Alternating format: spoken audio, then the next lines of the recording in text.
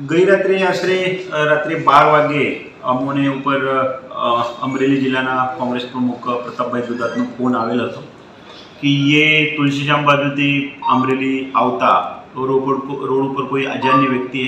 એમની રાત્રે ગાડી રોકવાની કોશિશ કરેલ છે તેમજ ગાડી ઉપર હુમલા કરેલ છે। તે બનાવ વખતે બનાવ બન્યા બાદ અમે પોતે પ્રતાપભાઈ સાથે વાત કરેલ હતી। ત્યારબાદ તાત્કાલિક જિલ્લા પોલીસ તરફથી ધારી પોલીસ સ્ટેશનની ટીમ, थाना अधिकारी 112 ની ટીમ તથા બીટ જમાદાર જે જગ્યા બનાવ બનેલ હતો ત્યાં પહોંચીને આવું કોઈ ત્યાં કોઈને હાજરી બાબતે કંઈક છે કે કેમ તે બાબતે પૂરતી તપાસ હાથ ધરેલ હતી। ગઈ રાત્રે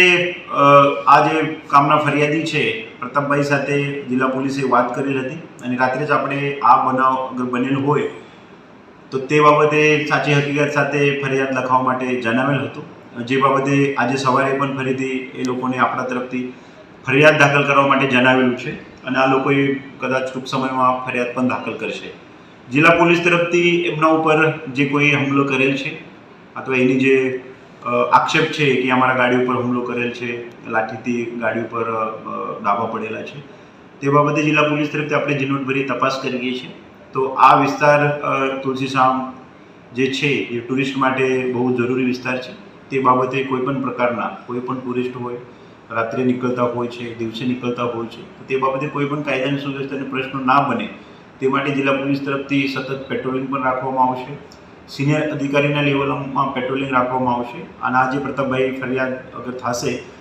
અથવા તે સિવાય પણ જિલ્લા પોલીસ આ વિસ્તારમાં કોઈપણ પ્રકારનું કાયદાની સુવ્યવસ્થાની પરિસ્થિતિ નિર્માણ ના થાય તે માટે કટિબદ્ધ છે। સર, પ્રાથમિક ધોરણે એવું લાગે છે કે આવી ઘટના બની હોય? પ્રાથમિક ધોરણે આવી ઘટના બનેલી છે એવું જિલ્લા પોલીસને અનુમાન છે। ફરિયાદી ભોગ બનનાર જે છે એમના તરફથી ફરિયાદ દાખલ થશે તો તે બાબતે જરૂરી કાયદાકીય નિયમ મુજબ